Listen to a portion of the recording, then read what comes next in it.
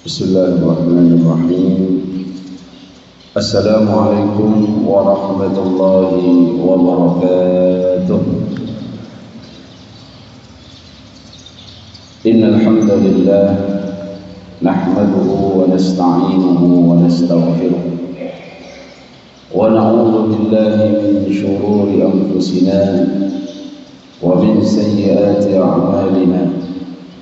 من يهده الله فلا مضل له ومن يضلله فلا هادي له أشهد أن لا إله إلا الله وأشهد أن محمدا عبده ورسوله لا نبي بعده اللهم صل وسلم وبارك وكرم على حبيبنا وشفيعنا وقرة أعيننا محمد وعلى آله وصحبه وسلم تسليما كثيرا أما بعد.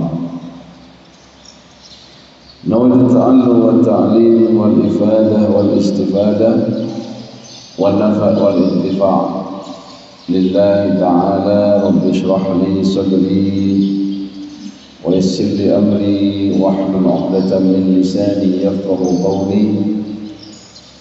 اللهم إنا نسألك الهدى والتقى والعفاف والغنى آمين يا رب العالمين. Ikhwatal iman jamaah sekalian, alhamdulillah, mari kita terus bersyukur kepada Allah Subhanahu wa taala atas nikmat-nikmat yang telah Allah berikan hingga detik ini, sehingga kita sudah berada di bulan Sya'ban, di awal bulan Sya'ban yang insyaallah setelahnya menyusul bulan Ramadan. Kita terus berdoa kepada Allah, Allahumma barik lana fi Rajab wa Sya'ban wa ballighna Ramadan. Ya Allah, berkahi umur kami di bulan Rajab dan Sya'ban dan berikan kami kesempatan untuk bisa hidup bertemu dengan Ramadan. Maka ikhwatal iman, dengan ini kita semakin paham makna nikmat hidup dari Allah Subhanahu wa taala, sehingga jangan sampai ketika kita mulai bosan hidup akhirnya ingin mengakhiri kehidupan. Mending menjalani hidup dengan penuh kebosanan daripada sudah bosan hidup, Pak. Karena hidup ini nikmat yang luar biasa yang dengannya kita bisa beribadah, memperbanyak amal soleh, beriman kepada Allah dan Rasulnya, dan juga terus menambah puing-puing beratnya mizan kita di hadapan Allah Subhanahu wa taala. Karena kehidupan ini adalah kesempatan untuk nantinya kita akan mempertanggungjawabkan di hadapan Allah Subhanahu wa taala.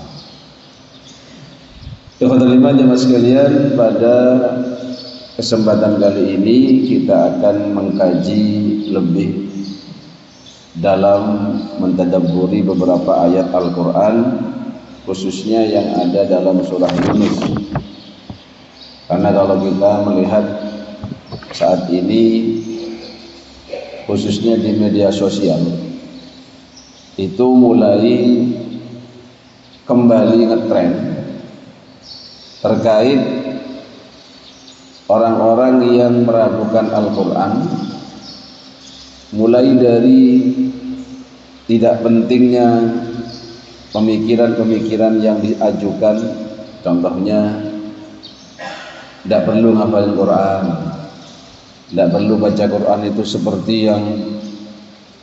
seperti yang guru-guru ajarkan sampai susah luar biasa, atau mempertanyakan hal-hal yang berada dalam isi Al-Quran.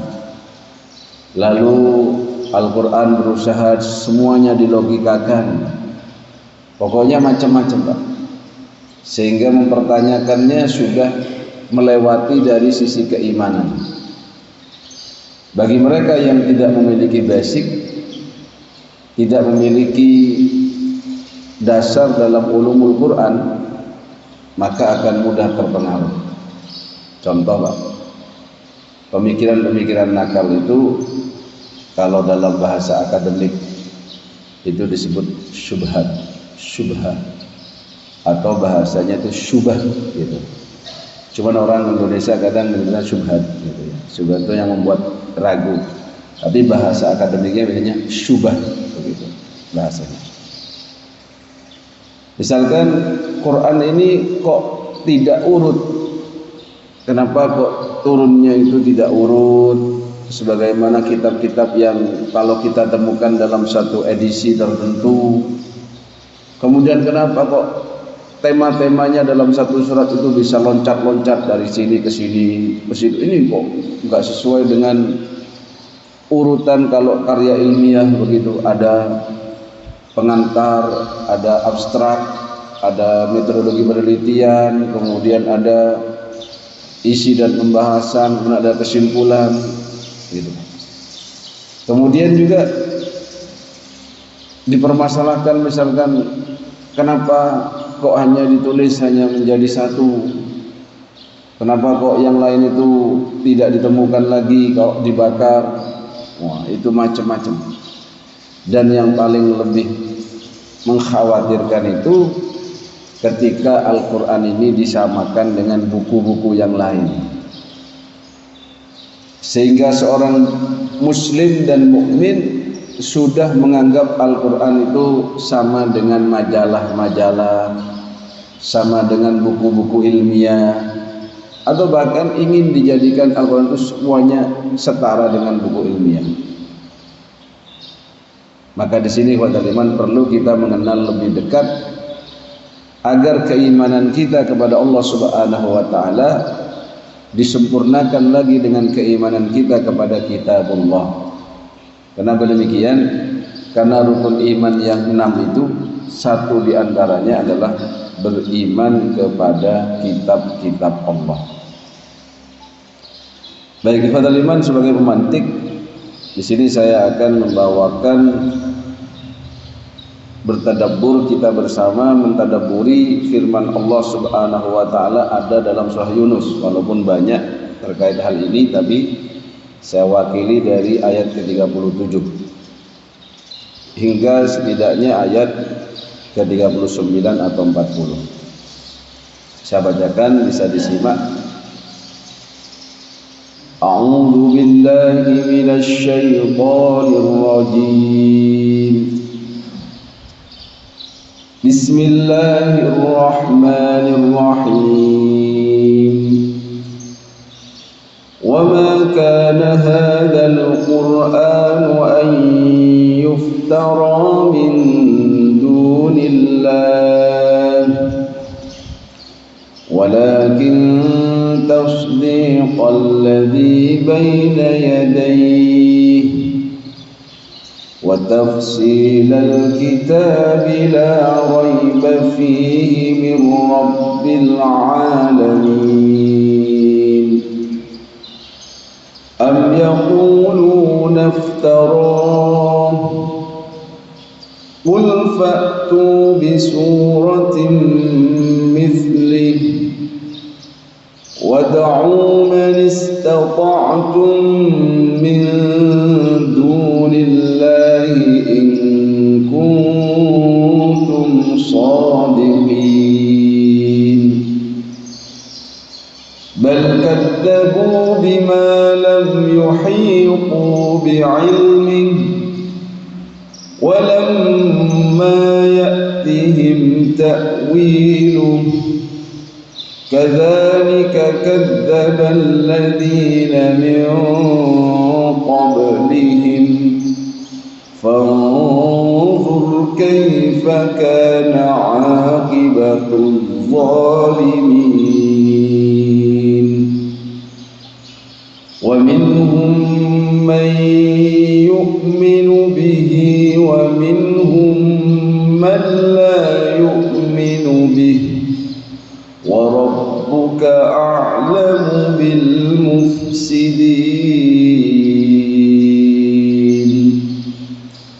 Maha benar Allah atas apa yang Dia firmankan, Allah Subhanahu wa taala berfirman dalam surah Yunus ayat ke-37, "Wa ma kana hadzal Qur'an," dan tidaklah Al-Qur'an ini ayyuftara, dibuat-buat, min dunillah, dari selain Allah. Walakin, tetapi Al-Quran ini tasdiqal ladzi baina yadayhi, ia diturunkan untuk membenarkan kitab-kitab suci sebelumnya yang juga berasal dari Allah. Wa tafsilal kitab, dan dia Al-Quran menjelaskan dengan rinci kitab-kitab dan juga hukum dan ketetapan Allah. La raiba fi, tidak ada keraguan di dalamnya, mir rabbil alamin, yaitu dari Tuhan pencipta semesta alam. Am yaqulu naftara, ataukah mereka berkata bahwasanya Al-Quran itu dikarang dan diada-adakan oleh Muhammad. Qul, katakan wahai Muhammad, fa'tu bi suratin mithlih, kalau kalian menganggap Quran ini karangan Muhammad dan beliau notabene-nya sama-sama dengan kita, yaitu manusia, sama-sama dengan kalian wahai orang-orang kafir Quraisy yang berbangsa Arab dan berbahasa Arab, maka kata Allah, fa'tu bi suratin mithlih, silahkan kalian datangkan, buat satu surat saja sebagaimana surah yang ada dalam Al-Quran. Tinggal pilih mau yang panjang surah Al-Baqarah 2 juz setengah, mau yang paling pendek 3 ayat, inna a'tayna kal kautsar fasholli li rabbika wanhar.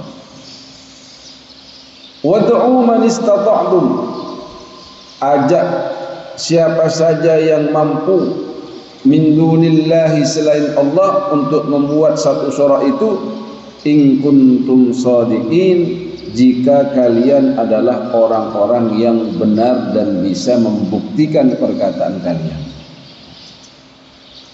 Ikhwatul iman jemaah sekalian, dari 2 ayat ini sebenarnya kita telah mendapatkan satu gambaran bahwasannya pernah di masyarakat terdahulu, khususnya di masa-masa Nabi masih hidup, itu pemikiran-pemikiran nakal itu sudah dilontarkan, bahkan langsung menghujam dan juga menyerang kepada sosok baginda Nabi besar Muhammad sallallahu alaihi wasallam.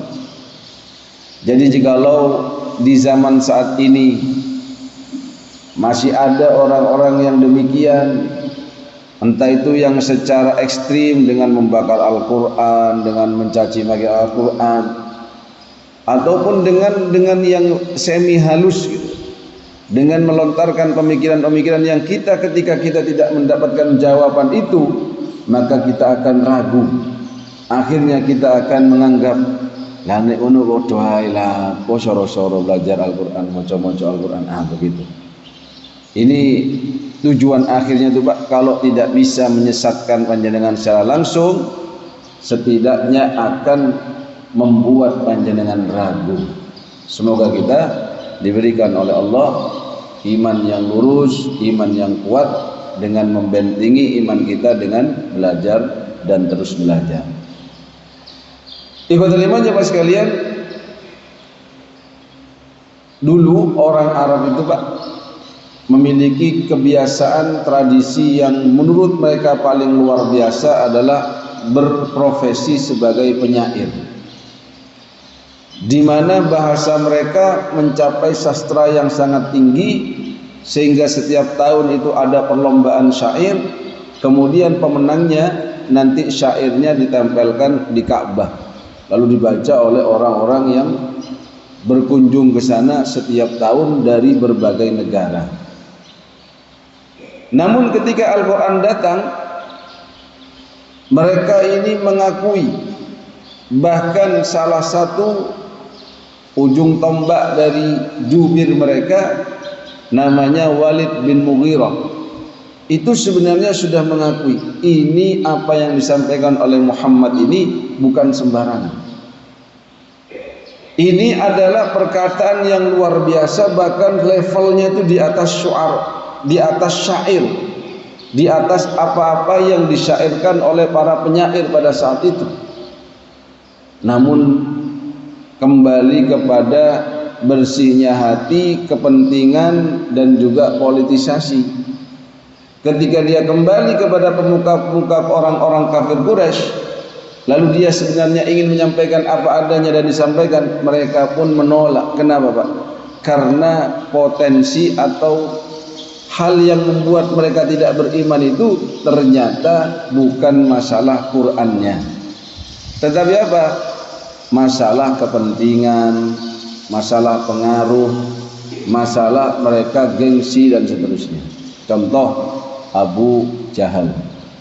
Abu Jahal itu, Pak, sebenarnya dalam hatinya tahu kalau Muhammad itu benar adanya adalah nabi, dan yang disampaikannya dalam Al-Quran itu adalah syarat dengan makna yang luar biasa, syarat akan keindahan yang luar biasa, baik dari sisi gramatikalnya atau bentuknya dan seterusnya.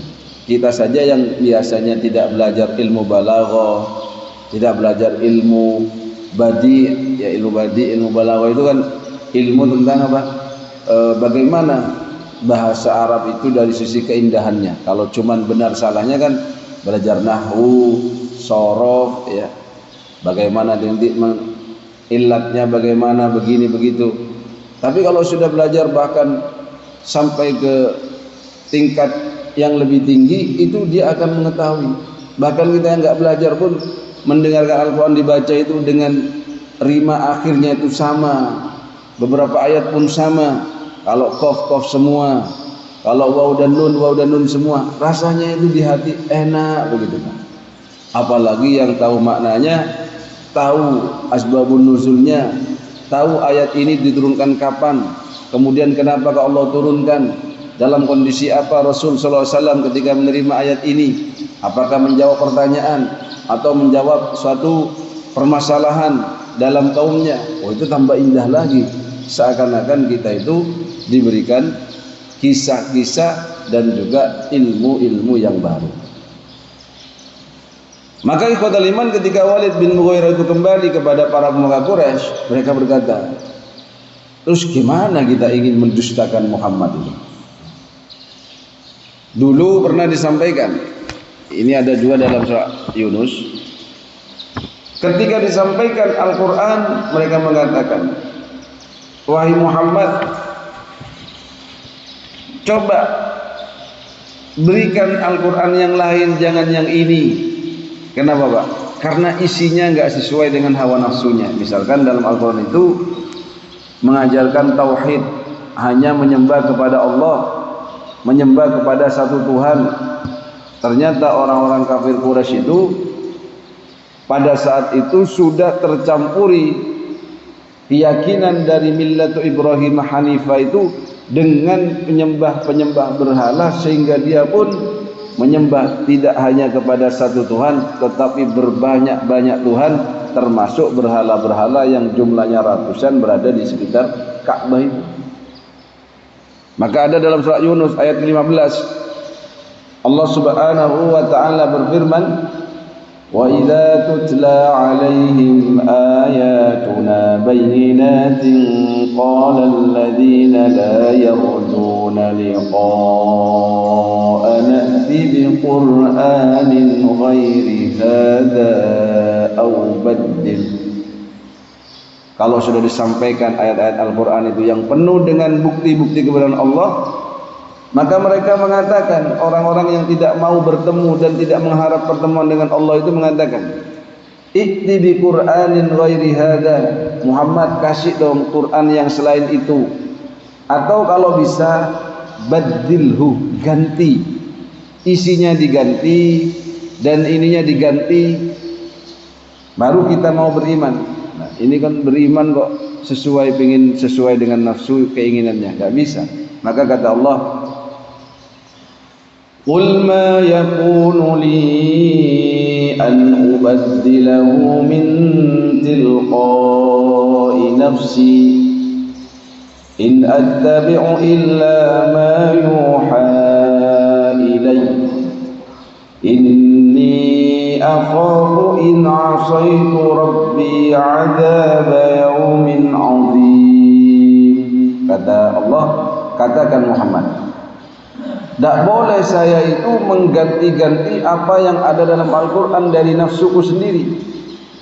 Ma yakunu li an ubaddilahu min tilqa'i nafsi in attabi'u illa ma yuha ilayya. Aku menyampaikan Al-Quran itu sesuai dengan yang diwahyukan kepadaku, dan aku kata Nabi, takut kepada Rabbi, kepada Tuhanku, in asoy, kalau aku bermaksiat kepadanya dengan mengganti Al-Quran ini.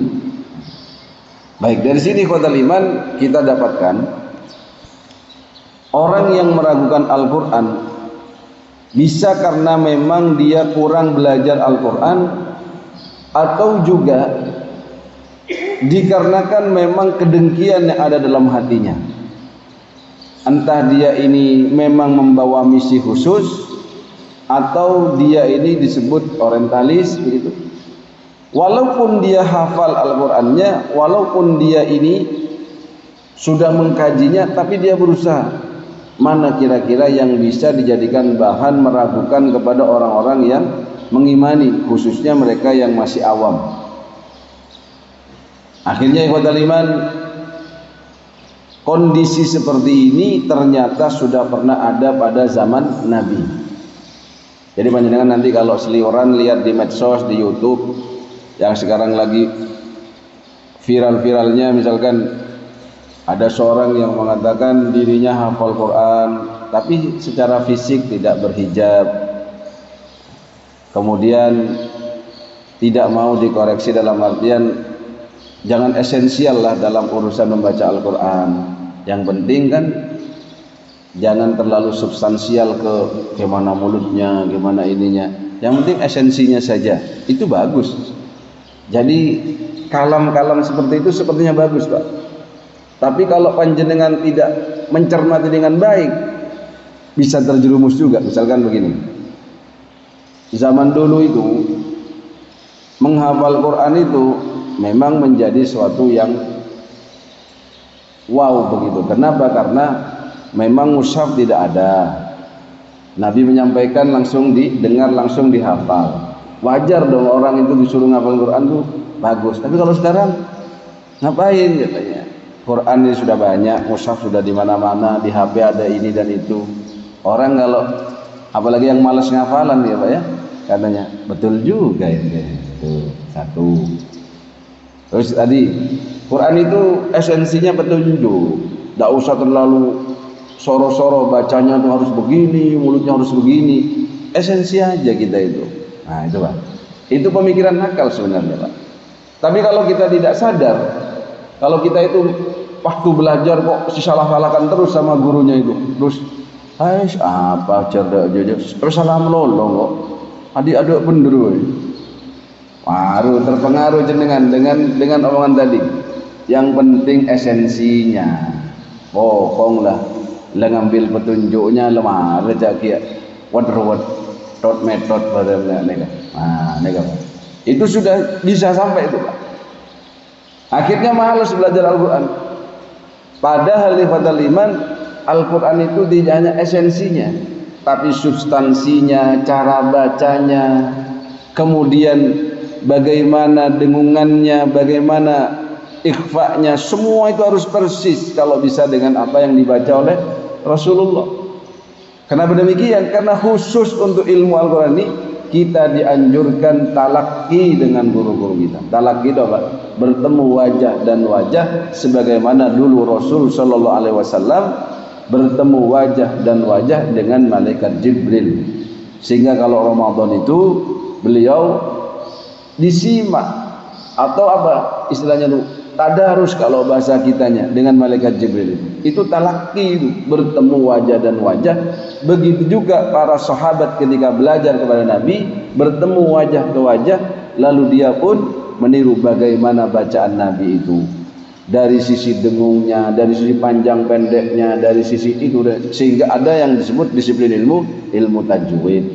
Ilmu tajwid itu bukan hanya nun mati, mim ketemu ba, mim tasydid, gunnah, nun tasydid, gunnah, bukan. Bahkan sampai ke makhrajul hurufnya, bagaimana sifat hurufnya, apakah ini rokhawah, apa ini syiddah, apa ini ada hamsnya, semua. Bahkan baca tabat, ada tesnya itu. Ya seperti itu ya kalau mau yang bagus. Bukan seenak-enaknya sendiri. Bismillahirrahmanirrahim. Pokoknya yang mencuri Pak, biasanya lah bis semuanya. Tidak ada bisnya, ini bis. Gitu. Itu sebenarnya harus kita pahami Pak. Itu jangan sampai terpengaruh.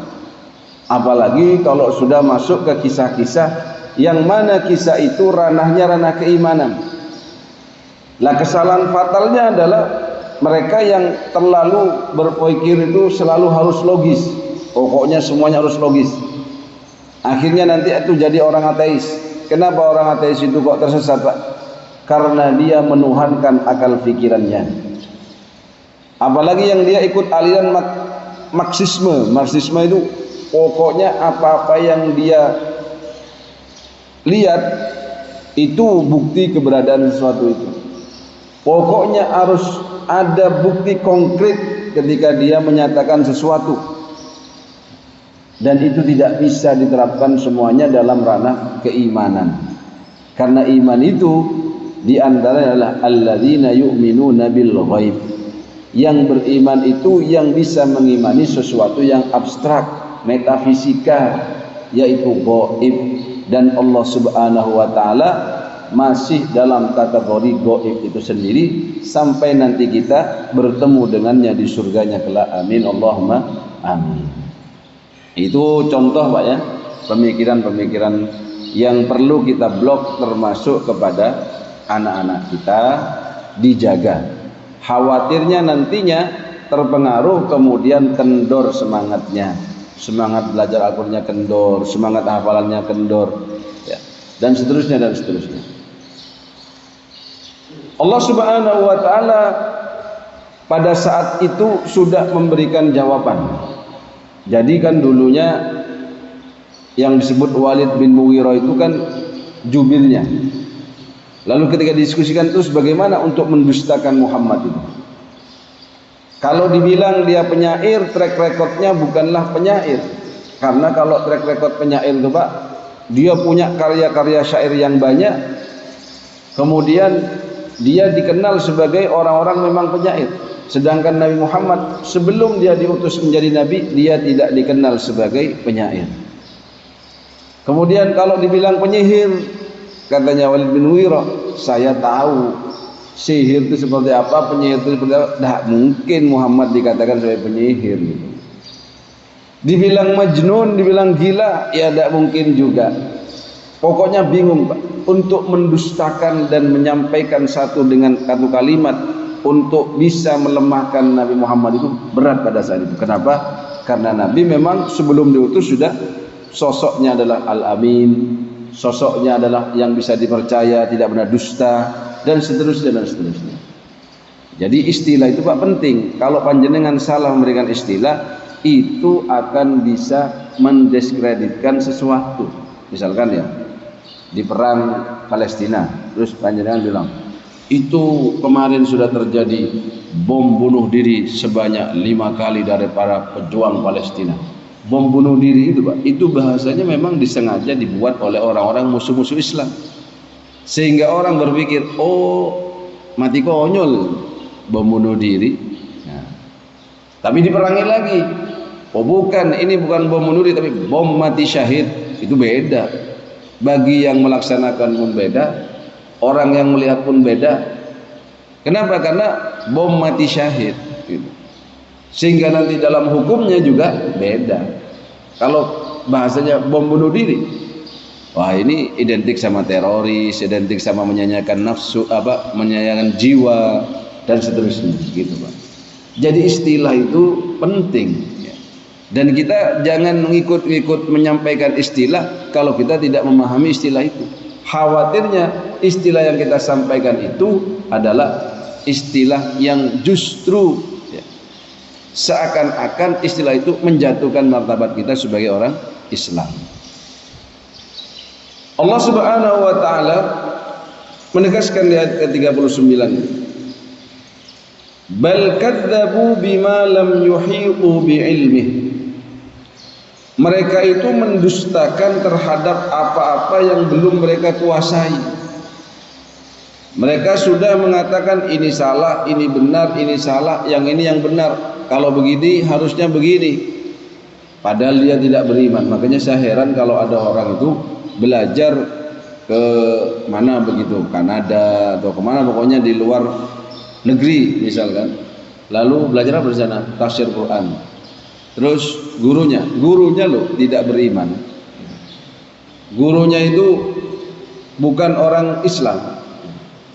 Terus apa gunanya belajar tafsir Al-Quran kalau kita nggak dapat hidayah Al-Quran? Ya ini objektivitas. Wah, itu bahaya, Pak. Ini objektivitas dalam mengkaji Al-Quran. Sehingga kita kalau meneliti harus berada di luar, bukan berada di dalam, sehingga terpengaruhi oleh sifat-sifat subjektif. Itu bahasa akademik itu, Pak. Maka dari itu ikhwatal iman, kata Allah Subhanahu wa taala, mereka itu mendustakan Al-Quran itu karena ilmunya belum nyampe, katanya. Walamma ya'tihim ta'wilu, dan mereka belum dapat penjelasan yang pas gitu. Kadzalika kadzdzabal ladzina min qablihim, seperti itu juga telah mendustakan orang-orang sebelum mereka. Fanzur, maka ikhwatal iman, kata Allah, lihatlah kaifa kana akibatul zalimin, bagaimana nantinya akibat sesudah itu orang-orang yang telah berbuat zalim. Jadi panjenengan kalau punya anak-anak, Pak, misalkan dia mengambil jurusan keilmuan S1-nya teknik lingkungan misalkan, ada satunya ngambil jurusan teknik kelautan, pokoknya yang sifatnya seakan-akan ilmu dunia lah. Pesan ke anak-anak itu, nah kamu saya izinkan ambil jurusan itu S1, S2 sampai S3, tapi harus dapatkan clue bahwasannya setelah kamu menjadi ahli di bidang itu, maka yang terakhir yang kamu capai adalah subhanallah, masya Allah, tabarakallah. Maksudnya apa, Pak? Maksudnya jangan seperti orang yang setelah belajar ilmu kemudian dia justru semakin jauh dari Allah. Tapi belajar ilmu apapun, karena itu wa'allama Adam al-asma'a kullaha, yang mana dikatakan Allah telah mengajarkan kepada Nabi Adam itu nama-nama itu adalah ilmu-ilmu semuanya. Maka setiap ilmu yang diajarkan dan dipelajari oleh seorang harus nantinya adalah menjadikan dia lebih beriman kepada Allah Subhanahu wa taala. Contoh, Pak, yang belajar kedokteran.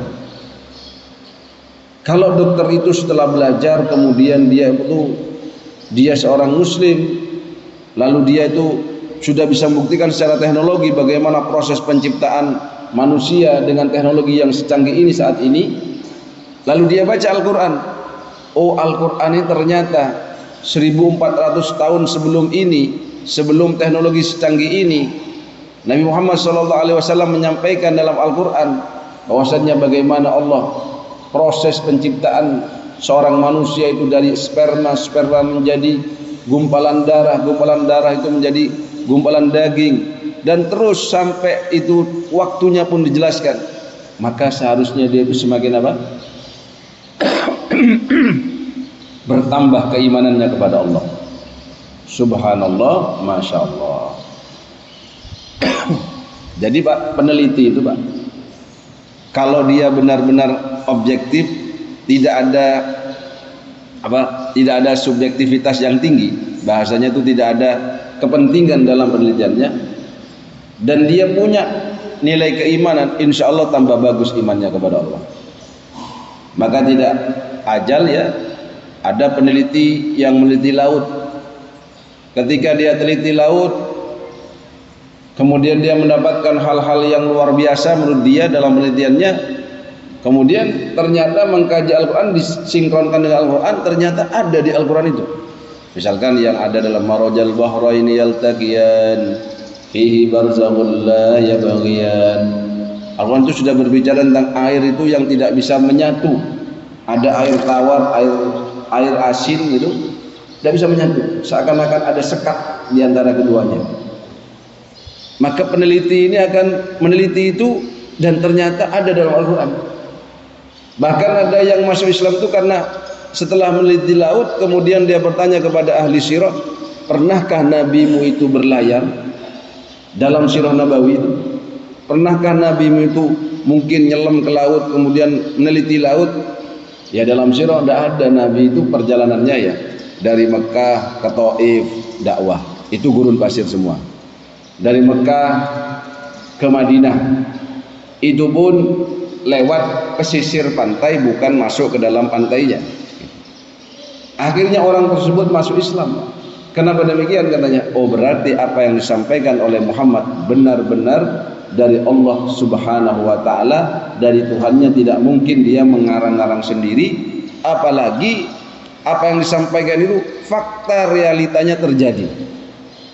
Tidak mungkin orang itu tidak pernah kenal laut lalu berbicara tentang laut, tidak pernah belajar kedokteran kemudian menyampaikan proses penciptaan itu, Pak. Itu luar biasanya orang kalau dia belajar ilmunya dan dibarengi dengan keimanan, mau berpikir dengan objektif gitu. Tapi kalau sudah dari awal belajarnya sudah niatnya salah, atau dia ini tidak memiliki keimanan, sudah bisa jadi semakin tersesat. Kadang malu yang mau mengakui kebenaran itu. Kan ada Pak peneliti itu meneliti tentang Fir'aun. Apakah benar dalam Al-Quran itu Fir'aun itu kan dikisahkan dalam Fir'aun itu kan dia itu diselamatkan oleh Allah jasadnya yang mana dia tenggelam di laut. Akhirnya diteliti oleh seorang peneliti, ternyata ada garam. Maka benar ini, dan dia pun masuk Islam gara-gara meneliti itu. Jadi kalau orang yang di luar Islam saja Pak, dengan penelitian-penelitian, dengan ilmu-ilmu yang dia pelajari semakin mantap, akhirnya dia mendapatkan hidayah. Lah bagaimana dengan kita ini yang dari awal berislam, baca Quran tidak beres-beres, kemudian mengaku beriman kepada Al-Quran, lalu pas dikasih masalah dalam hidupnya justru Al-Quran yang diragukan. Contohnya gimana? Banyak urusan warisan. Pas baca Quran bagus, ikut pengajian tafsir, pas kena pembagian waris tidak mau dibagi 2:1. Padahal jelas Al-Qur'annya, yusikumullahu fi auladikum lidzakari mithlu hadzil unthayain. Allah berwasiat bagiannya anak laki-laki 2:1 dengan anak perempuan. Yang perempuan malah nyolot. Kok dibeda-bedakan? Coba pada anak bapak situ, ibu situ, mereka kita bedakin. Ini ke berbendung surah An-Nisa, bu. Kecoki An-Nisa, pokoklah. Pada nek, kamu mbak urusan warisan lo pada nek. Allah. Urusan apa lah Pak? Urusan riba. Berapa banyak orang itu meremehkan riba kemudian mengatakan ini kan 0,5 Pak Ustaz. Ini kan hanya saya tidak terbebani Pak Ustaz. Ini kan sama-sama menguntungkan Pak Ustaz. Jangan-jangan itu bukan riba Pak Ustaz, bunga itu. Dia itu mulai ragu Pak. Padahal orang yang kafir itu ketika neliti, tambah mantap. Ini yang dari awal sudah baca Quran, dari kecil sudah ngaji di langker itu, pas kena urusan dia sendiri baru dia ragu. Padahal sudah dibacakan sama gurunya, alladzina ya'kuluna ar-riba la yaqumuna illa kama yaqumu alladzi yatakhabbathu asy-syaitanu minal mas. Dzalika bi annahum qalu innamal bay'u mithlu riba wa halallahu al-bay'a wa harrama ar-riba. Yang terakhir itu sudah jelas. Allah menghalalkan jual beli dan mengharamkan riba. Pas ada KPR datang, promo ya, 4 DP dan BPHTB gratis, langsung diambil. Ada loh, sama enggak takut riba? Loh, ini bukan riba. Riba itu kan yang mencekik itu loh, hutang yang mencekik tidak bisa bayar. Kalau ini sama-sama menguntungkan, saya untung, dia juga untung. Oh begitu ya. Langsung ragu Pak. Nah, kalau kena 0,5 sampai Pak kartu kredit itu loh Pak. Kalau jenengan tidak sadar, dikasih itu loh, terima-terima aja, ya, diterima. Walaupun kiai, ya. Padahal saya sudah mengingatkan itu kadang marketingnya itu Pak, kiainya itu pinter sekali. Apa marketingnya pinter? Contohnya begini Pak, kalau marketingnya, Pak Kiai, karena Pak Kiai orang yang amanah, orang yang pasti membayar sesuai apa yang dia gunakan dan tidak akan menggelapkan uang, maka kami kasih kartu kredit dengan platinum sehingga bisa memakai uang kami terlebih dahulu, bahkan sampai limit 300 juta. Ini enggak akan diberikan kepada orang-orang yang tidak amanah Kiai. Kiainya merasa tersanjung Pak. Iya betul loh. Ini gimana bunganya ini nanti? Loh, ini bunganya kan kalau Pak Kiai gak bayar tepat waktu, kalau Pak Kiai bayar bulan ini juga dibayar, ya udah ada bunga itu Pak Kiai, gak ada ribanya. Maksudnya bunga gak bisa riba. Oh begitu ya. Ya kami yakin husnudzon kepada Pak Kiai kalau Pak Kiai ini adalah orang yang amanah. Itu Pak sama saja jenengan duduk atau berdiri di pinggir jurang. Ya, pas ada apa itu geliyang ngantuk mati itu, kejekur ke situ.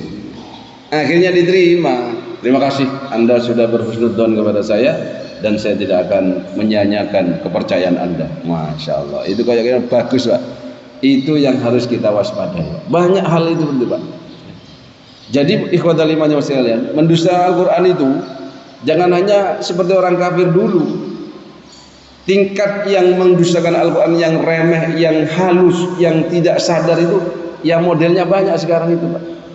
Bisa yang tadi itu, yang kalau orang ambil jurusan pemikiran Islam, kenapa kadang kau dikasih begitu? Biar dia tahu, oh itu yang tidak boleh kita lakukan. Tapi yang kalau dia sudah dari awalnya sudah dicekokin seperti itu, dicuci otaknya, ya berat juga Pak.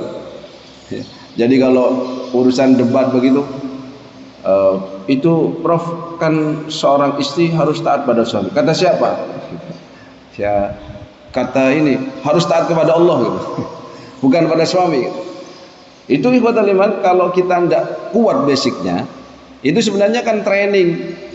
Kalau kita hanya baca-baca saja di ranah-ranah yang santai-santai saja, kemudian subahnya banyak, kita nggak sadar, akhirnya kita menggampangkan ya. Itu contoh-contoh yang real dalam kehidupan. Semoga kita diberikan oleh Allah kemudahan untuk terus bisa menjaga iman kita, khususnya iman kepada Al-Quran. Bal kadzabu bima lam yuhitu bi ilmi wa lamma ya'tihim ta'wiluh. Kadzalika kadzdzabal ladzina min qablihim. Begitu juga orang-orang sebelumnya itu mendustakan kepada kitab-kitab Allah, baik itu Taurat, Injil, Zabur. Kalau jenengan dengar Pak ya, kalau Zabur ada perintah jangan mengambil ikan di waktu ini ya. Mereka tidak ngambil, tapi memang tidak ke sungai dia, tapi jaringnya dipasang dulu di hari Jumat. Ya Allah, itu Pak, ngeyel. Dilarang untuk apa? Dilarang untuk makan babi. Tapi dia jadikan apa? Jadikan minyak babi yang dipakai. Babinya gak dimakan. Oh ini kan minyaknya. Wah ini ngeyel. Ada ngeyelnya itu. Sama itu sebenarnya mendustakan kepada Al-Quran. Sama modelnya, cuma tidak ekstrim seperti orang-orang kafir Quraisy itu, yang ketika ditanya ini dikasih Al-Quran, oh jangan ini, yang lain aja, ganti-ganti gitu. Maka kata Allah, wa minhum man yu'minu bihi wa minhum man la yu'minu bih. Yang mau beriman silakan, yang tidak mau beriman ya silakan kata Allah. Karena kita diberikan pilihan Pak, tapi setiap pilihan itu ada tanggung jawab kan. dan juga balasan. Wa rabbuka a'lamu bil mufsidin, dan Tuhanmu lebih mengetahui dengan orang-orang yang berbuat kerusakan. Saya kira cukup, Pak. Itu hanya pengantar lah. Nanti kalau mau didetailkan satu-satu mana yang sesat, mana itu nanti kajiannya lebih dalam lagi. Sebelum saya tutup, mungkin ada yang mau menambahkan atau mau curhat gitu ya, atau mau apa gitu, Pak, mau bertanya, monggo silakan. Ada waktu 5 menit lah atau 10 menit. Konten. Alhamdulillah aman. Berarti tidak ada kasus, Pak, ya di sini. Mungkin kasusnya ada di dunia kampus sama perkotaan saja kali ya. Desa aman kayaknya. Ibun, semoga kita diberikan oleh Allah benteng keimanan dan terus mengimani bahwasannya Al-Quran itu adalah kalamullah al-munazzal ala nabiyina Muhammad biwasitati Jibril al-muta'abbad bitilawatihi. Ini adalah firman Allah, bagian mukjizat yang Allah berikan kepada Nabi kita Muhammad SAW, diturunkan melalui malaikat Jibril, yang mana membacanya saja, faham tidak faham maknanya, walaupun dibaca saja, Pak, itu dia akan mendapatkan pahala. Urusan yang mungkin dikritik, ini Al-Quran kok enggak urut, ini kok habis bahas ini jadi bahas ini, loncat ke sini, itu Pak tauqifi katanya.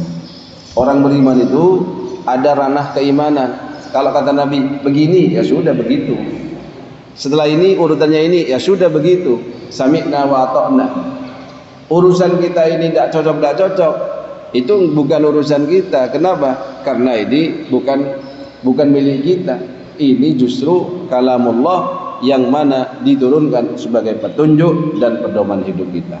Kalau kita merasa belum dapat, Pak, petunjuknya dari Al-Quran, bisa jadi karena kita tidak mempelajarinya, atau kadang sudah tahu tapi tidak ada ketakwaan. Makanya kalau dalam surat Al-Baqarah itu, dzalikal kitabu la raiba fi hudal lil muttaqin. Misalkan ada, itu kok ada orang yang berzina, kok ada orang yang korupsi, orang Islam itu katanya Quran sebagai petunjuk. Memang tidak ada petunjuknya. Petunjuknya ada. Misalkan la taqrabuz zina, ada, jangan kau dekati zina. Jangan engkau mencuri, wasariq wasariqatu faqtu aydihuma. Dipotong tangannya dalam Islam itu. Tapi karena dia tidak ada takwa tadi, hudal lil muttaqin, petunjuk bagi mereka yang bertakwa. Karena dia enggak bertakwa, walaupun sudah tahu tuntunannya, apalagi tidak tahu, ya enggak akan dilaksanakan. Sehingga Al-Quran tidak bisa menjadi petunjuk, dan jangan minta syafaat kelak. Kalau Qurannya saja diremehkan, tidak pernah dijadikan petunjuk, kok minta syafaat? Tidak cukup hanya tahu saja, atau hanya ini petunjuk pedoman hidup, tapi tidak pernah merasakan dia sebagai pedoman hidup. Jadi harus ketika kita murojaah, kita mentadabburi, kita belajar tafsirnya, atau dari para mufassirin, itu sebisa mungkin kita bagaimana ya saya menjadikan Al-Quran itu sebagai petunjuk dan pedoman hidup. Kalau ada syubah-syubah yang masuk ingin meragukan terhadap Al-Quran itu, kita juga harus belajar bagaimana cara menjawab ya syubah-syubah itu, sehingga kita tidak ada keraguan dalam hati. Mohon maaf atas segala kekurangan, semoga menjadi ilmu yang manfaat, khususnya yang menyampaikan.